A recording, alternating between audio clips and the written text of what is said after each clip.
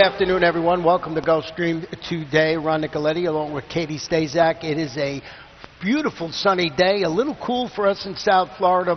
Windy conditions. We'll let you know if it's going to affect the race. It's just blustery. It's really a nice day. And for the rest of the people around the country that are snowed in, please do not be mad at us. Katie, hi. Hi, Ron. How are you? Good. You know what? What? We got the Rainbow Six today, which starts in race number 5, and you see it's got over 44,000. It'll be well over 50. It'll go probably to $100,000. And we were talking just before we came on the air. It was hit again Friday for over 150. To forget what it was. So it's a great bet, and they just kept it. Oh, we got a super high five carryover today. That's right. Almost $27,000. Watch this thing go skyrocket. I forgot about the super high five there for a minute. So we got the Rainbow Six and we got the super high five. And if you're not aware of the super high five, it's the last race each day. You got to pick the first 5 finishes. It's a $1 bet. In order. In order. And when they do that, they bet this thing. When there's a carryover, they really bet it. So we'll see what happens today. It was bet a lot the other day. Did not hit it, so maybe they'll get it today. Fast main track, firm turf course. Did I forget anything? Don't think so. Okay. You know what? We're going to take a little trip back to a couple of days ago and show you a really nice performance. Yeah, this was a great race on Sunday that we want to show you guys. We're going to take a look at Dancing House and Resistivity in Sunday's 10th race. This was a tremendous run. Dancing House coming out of the Tropical Park Oaks, where she finished third, was making her second start off a layoff. But Resistivity was making her first start off a layoff. Hadn't run since April. Almost gets the job done, but Dancing House gets there just in time. A really exciting finish. And we were just talking about this on Sunday. So many close finishes on Sunday that we had. Really a great day of racing, and I thought that was the highlight of the day. And that was one of the mandatory races in the handicapping contest, you know, yes, in Las Vegas. And Dancing House, if you had Restivity, sorry, you needed the one Dancing House. Congratulations. I don't know the name of the person who won, but good luck to them. So now we're going to start with our first race on this Wednesday afternoon. This one is a mile of 16 starter optional claimer. These are 4-year-olds and up. The claiming price, $35,000. And we do have a replay that we want to show you back. And this is Gulfstream Park Race 10 back on, I think, December 6th. It was the claiming crown jewel, I believe. Yeah, this is from opening day. We're going to be watching Ergina, who's running today, and right now is at 1-9 on the board, I think for good reason, partly because of this race. You can't even really see her on the screen yet, but I promise this horse, he's going to show up. He comes absolutely flying. He was 18 lengths off the pace. Here he comes flying right now, and gets up for 4th, only beaten a length and a quarter. That was his first start since October. Going to be making the second start off the layoff today. This horse has posted buyers of 90 or higher in 4 of his last 5 starts. And you just had too much ground to make up at the end of that last race. I think if he was laying closer, he might have really been there in that first start off the layoff. I definitely see why he's at 1-9. I couldn't go against him. I know you did with the horse that I put in second, so tell me about Dolly. Yeah, number 4, Dolly, moved to the Marty Wilson barn via the claim. Going to face these $35,000 optional claimers after a race where the horse sort of bumped at the start, and then he raced wide into the first turn, and he finished an even 4th. It was against stakes caliber competition. If you look at the horses that were in that race, Ulaanbaatar, Commissioner, and Looking Cool. So keying off that, not wanting to take the 1-9 shot. You're absolutely right about Regina. I went with the 4, Dolly. First, I mentioned off the claim by Marty Wilson. Dug in deep there, the owner Happy Altar for $62,500. And the horse in here that I used on my ticket, Katie, is the 6 Black Diamond Cat. This one could turn out to be the controlling speed at a mile of the 16th. They're opening that quick 3-length lead and weakening to finish 4th. That was in the Sunshine Millions Classic, well, where Sir Kisciano just drew off and won that one. But I think this horse could have some speed and run well in there. He's run well in the past. I'm not sure he's quite the same horse that he used to be when he was really running good races, but definitely worth a look. Also with Dolly, I think this horse is just might be positioned in a spot where he could get the jump on Ergina, which is definitely why he's worth a look. But I think those two, the 1 and the 4, are definitely your top 2 horses in this race. I believe so too. So the board shows it as well. Even though the 5 is taking some money, but it's very, very early on. Yeah, we got 51 minutes to the first race post. Well, we're going to the turf for our second race, and this one is 5 furlong claimers, 4 and up, non-winners of 2 in life, $20,000. We'll have a field of 8 runners going to the post, and once again, we have a race we want to show you back. This was at Gulfstream Park, and it was on January 14th. Yeah, we're going to take a look at Casey Wigman, and he's going to check at the 16th pole and then re-rally to get up for third. Just not the best trip of sorts for this horse. I'm not going to say it cost him the race, but definitely impacted his momentum a little bit. I'm going to go with the rail again in this race and take this horse. It was his first start for trainer David Fox last out. He was switching surfaces and cutting back in distance. It all seemed to agree with him, and I think if he can get a ground-saving trip this time around, and a clean trip, he's going to be very tough in the spot. Well, I have him on my ticket, but I did go with the number 3, Torrid Heat. He's stepping up to the next level. Returned from an 8-month layoff to defeat $20,000 maidens, going 5 furlongs on the turf. It is trainer Wesley Ward. He's been having a fantastic meeting. Rafael Hernandez going for 2 in a row. Casey Wegman for all the reasons you mentioned. And then I went with the number 5, All Cash. Cutting back to 5/8. Showed good early speed last time out, weak and late. That was going a mile in the 16th and a mile, respect. A mile and a mile in the 16th, so I think the turn back is going to help this horse today. Absolutely. I threw in Uncle Mitcho, who posted the highest last out buyer of this field when he closed to get up for 4th at this level back on January 4th. That was going a mile and a 16th. This might be a touch short for him, but I thought he was worth putting on the ticket as well. Really like Torrid Heat for all the reasons you said, but it's always tough facing winners for the first time. Yeah, definitely, and winning 2 in a row is not an easy task, so we'll see how we can. Just been so enamored with the work that Wesley Ward's been doing here, so threw him on the ticket on top. Third race, 7 furlongs, maiden claimers, fillies and mares, 4-year-olds and up, $12,500. And once again, we got lots of videos to show you today. We're going to show you a race from back on December 12th, and it's a maiden claimant $5,000 race. Yeah, we're going to take a look at the 1, Westoniana. Breaks very slowly, and then you're going to see she's going to rush up, and once she kind of gets in the clear, she's not going to be in the clear. Right. The hole in the rail is going to just completely close on her, has to check back, loses momentum. You're going to see the jockey take up on her hard there. Just a little bit anxious, a little bit rank. And in the end, though, she comes running again and just runs out of real estate.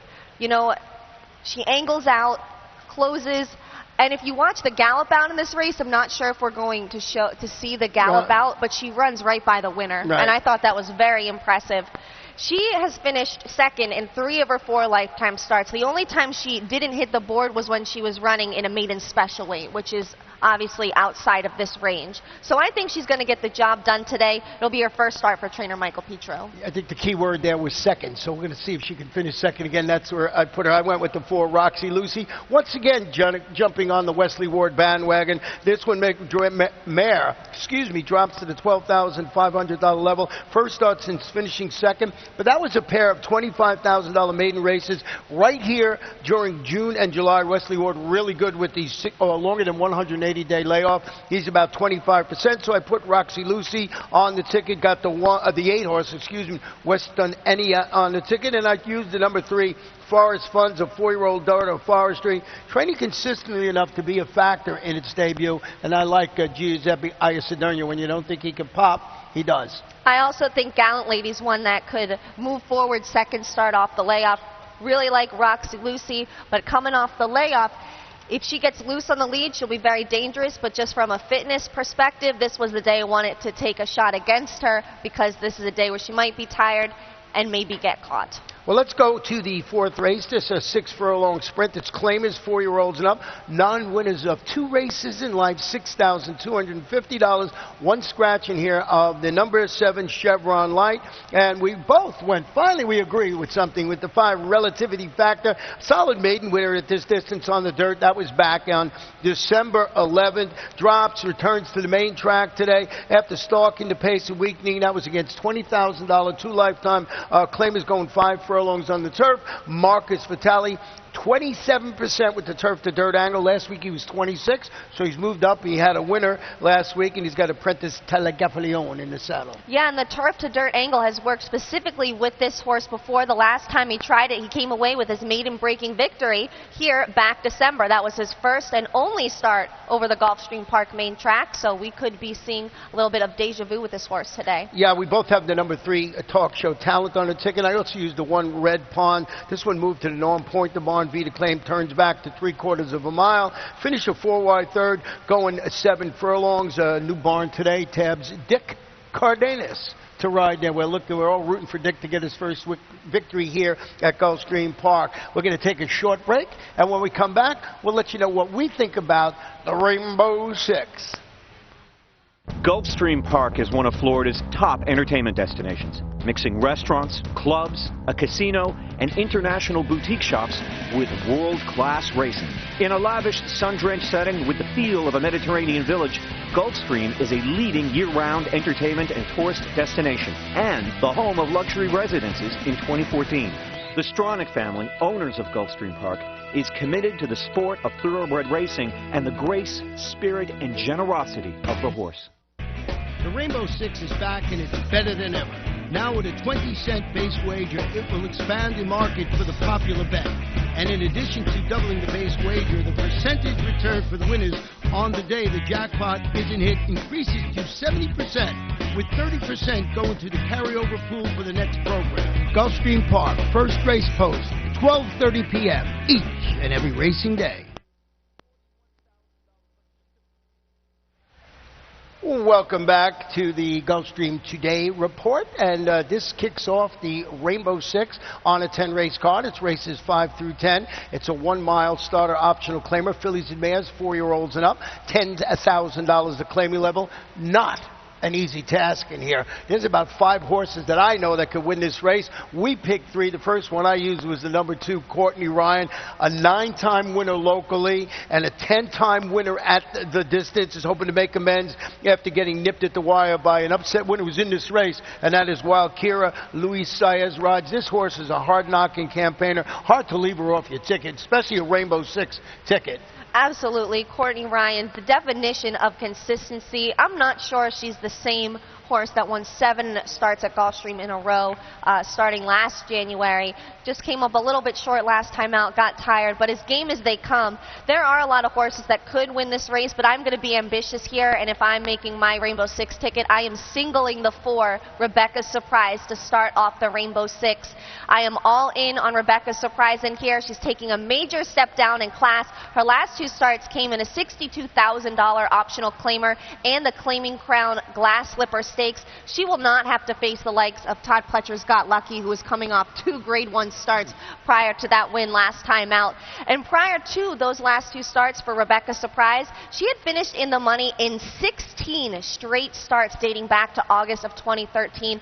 I expect that streak to restart today with a win for trainer Kelly Breen. The old drop down got her on a ticket for all those reasons. We both used the number 1, My Mom Santina, now in the George Navarro barn via the claim. That's going to wake you up right there. Returns to the main track, showed speed, and weakened on the turf in her Gulfstream Park West finale. That was back on November 2nd. Navarro, you know these stats. He's 32% with new claims, 31% with the 31 to 60-day layoff. Edgar Zayas riding in great form. The horse you got to have on your ticket. She's singling. I'm going 3 deep in here because I got to respect old Courtney Ryan. The 6th race this afternoon is a 6-furlong maiden event. These are claimers, fillies, 3-year-olds, and the claiming price is $12,500.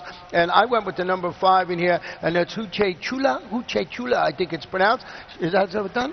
Huacachula. It's actually a city in Mexico. I believe the pronunciation is Huacachula. I know it's a city in Mexico. Well, it's city in Mexico. Huacachula, you're on top of my ticket. This one shows a series of stamina-enhancing 5-furlong workouts in preparation for the career debut for trainer Efren Loza Jr. was a strong 7 for 15. That's 47% with first-time starters. Paco Lopez rides. Lots of things to like about this horse. And what I love horses that are making their debut that have been working at 5 furlongs. So I put a first-time starter on top of my ticket, and then you went with the 3, My Money Rider. I did. Just from an experience perspective, My Money Rider has the edge. We're in a solid race last time out, did not break well, and that's really not going to help you, especially when you're breaking from the rail like she did. She started to pass horses along the rail. She had to steady when the opening in front of her closed. She got going again, really rallied strongly in the final furlong, got up for 3rd, only lost the place by a nose. I think this is a great spot for her, and she just has the experience edge. The bottom 2 of my ticket are both first-time starters. Yeah, but you know, the number 8, Zamarada, I thought became the logical choice of all the previous starters in this race. I'm surprised it's not on your ticket, and I see it's third on the morning line. I thought this would be the morning line favorite. She angled out. She finished a willing second at this level in distance. Antonio Sano, Luis Saez, but that's the beauty of this. This is where the pick 5 starts. So I think you got to go a little deep in this race, but you never really know about those first-time starters. Absolutely. 7th race today, mile in the 16th on the turf, maiden claim at 3-year-olds. $100,000 if you want to buy one of these. Scratch the 8 Weekend Express. Let's keep with the Mexican theme. I went with the 8 Mexican Groove, 3-horse, excuse me, Mexican Groove in here. Moved to the owner-trainer Mike Maker, Bon Vita claim. Steps up to the $100,000 level. Wears blinkers today. Broke a step slow and rallied 4 wide to finish 4th. $50,000 career debut. Love Mike Maker with this angle with the first-time blinkers. Javier Castellano on my top of my ticket. We're sort of in agreement. You got the 4. I have it in second. I absolutely love Mexican Groove. I love the blinkers on move today, but I ended up going with Innocuous. This gelding is dropping into this spot off a 5th place effort in a maiden special weight here on January 3rd.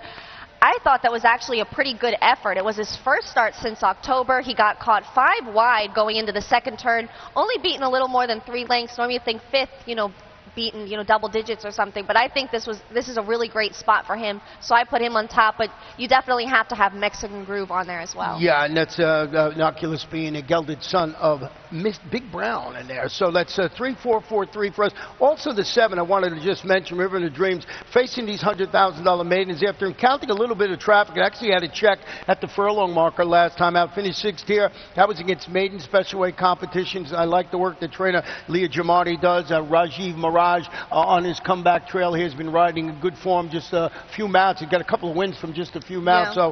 So threw that one on the ticket. Once again, this kicks off the late pick 4. Before we move on to that race, since you're going to mention one, I want to mention one more, and that's Moon Over Cusco from the Chad Brown barn.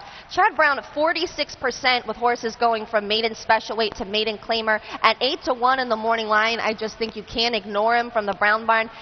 First-time gelding, that's also an angle that I think is very interesting with this horse. Well, there's another horse you have to use on your late pick 4 ticket. Let's go to race number 8, 7.5 furlongs on the turf, allowance optional claimer, 4-year-olds and up. And I want to show you a video of your horsing here where I put on top 3, Dangerous Lad. Dangerous Lad, if you watch this horse run here, is a speed horse. You're going to watch it come out of the gate now and just get, it gets shuffled back. I'm going to watch this horse run up to the first turn and just get shuffled back. And this horse is usually first, second, or third, stalking the pace. So I had it come from off the pace, change running styles, close pretty nicely in this race. You say, okay, the horse will be, 5th in here or something like that. Just keeps coming, and coming. So I believe getting stuck behind that wall of horses, but able to close like this, the Dangerous Lad. Talking about singles, I give out a Rainbow 6 ticket every day. That's my single, number 3, Dangerous Lad. I use the 8 in second and the number 9, Theodos in third. How'd you see it? I think this is a race where you have to go 4 deep. I have your 3 plus 1 more, and that's Coastline. But I want to talk about Sachin's Spirit first because I love this horse's last race. He broke slowly, got caught wide going around the second turn, still won going away. It was his first start for trainer Eddie Keneally, and I think that he spotted this horse perfectly in his first start off a 4-month layoff. Now he's going to step back up, has some confidence, and I think he can easily repeat, especially with a better trip. And this is the kind of company that he's run with most consistently. Plus, you'd expect him to be sharper second start off the layoff.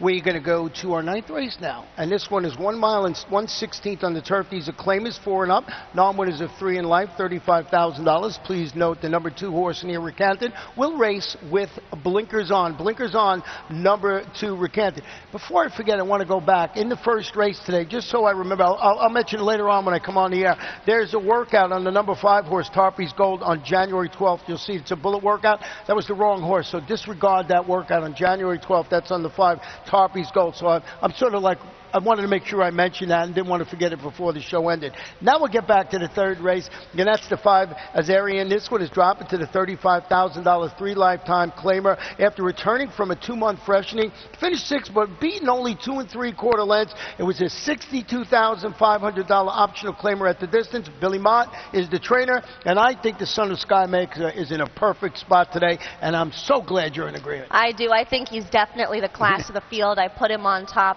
right away for all the reasons you said. And second, I have Arch Adventure, beaten just a length at this level in his last start on January 7th, had a less than ideal trip that day. This colt had zero running room coming into the stretch, absolutely zero. Had to angle out completely from the rail to the far outside. He made a huge charge. The winner, Oklahoma Den, definitely got the jump on him that day. And I think this horse fits very well in with this group, and with a better trip is very live. Well, you know, number 2, Recanted, who I mentioned is going to wear blinkers on today, was sent south to South Florida after rallying in the lane on that troubled aqueduct in the track. They've been talking about that for the last couple of weeks. Came within a length of defeating this same level of competition going a mile. John Kimmel is the trainer. Luis Saez handling the surface switch today. I just thought that Recanted, you know, as a horse, especially with the blinkers on, that might be someone in. I don't know what he is on the morning line actually in that race. Let's check it out. He's up there 5-1. I thought maybe he was a little bit longer shot in there. So let's go to our final race of the afternoon, and as we mentioned, we got the big carryover in the super high five. 5 finishes, as you said, in a row. Don't forget that part. 1 mile on the turf, starter optional claimer, fillies and mares, 3 and up, $25,000. Scratch the 7. Angela's Dream. I went with the number 8 horse in here, Thundering Girl. You went with the 4. Very few details. Very few details, looking for 2 in a row after impressively taking an allowance by 3 lengths at this level back on January 4th. If you take out the 2 stakes horse that this mare has made, she hasn't run worse than second in 7 starts dating back to August of 2013. Has the highest last out buyer of this field, that's an 86. And that was her first start for trainer Tevis McCauley. I love this mare in here. Luis Saez, we've talked about him. He's on a few of your horses, definitely on some of mine. He gets the return call today, and that will definitely help this mare's chances. Yeah, when I looked at it, I was a little worried that there wouldn't be enough pace in here for her, but it looks like there was. She likes to do her best running from a stalking position, so it looks like there'll be enough pace for the number 4. Very few details why I did put it on my ticket, but I went with the horse you have in second, Thunder and Gale. This one is dropping to the $25,000 optional claiming level after shipping down from Aqueduct to make what I thought was going to be a winning move before flattening out in that race. Finished 4th, was beaten 1 1/4 lengths. It was against $50,000 optional claimers going a mile in the 16th, and I think the turn back for this horse looks like the winning move in there, and I think it needed its last race. So number 8, Thunder and Gale, and number 4, very few details, and we also both used the number 2, Morningstar. Pray tell why. Well, Javier Castellano is winning at a 23% clip this race meet. 50% when he teams up with Philip Surfy, the trainer of Morningstar. This one's coming out of the Claiming Crown Tierra Stakes. I think that was a little bit out of her range. This is a much better start for her. And the last time she ran at this level, she won with Castellano in the irons. So why not? If it ain't broke, don't fix it. We're going back to this, what works. And she was on a 3-race win streak this fall up in New York, so she could get back to that form today. Yeah, she was a 4-time winner last year, and this level of competition, when you're a 4-time winner on a tough New York, Florida circuit, you know, you have to pay attention to the number 2, Morningstar.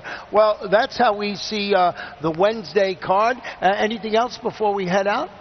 Just enjoy the beautiful weather and the sunshine. A little cool, but it's nice not to have some humidity here in Florida. Going to be a great card, and enjoy especially that super high 5. I think that's going to take a lot of money. It's a really fun bet, so I'm excited to see how that plays out. Yeah, we also get that Rainbow 6, which starts in race number 5 with over $44,000 in the pool. Good luck, everybody. Good luck.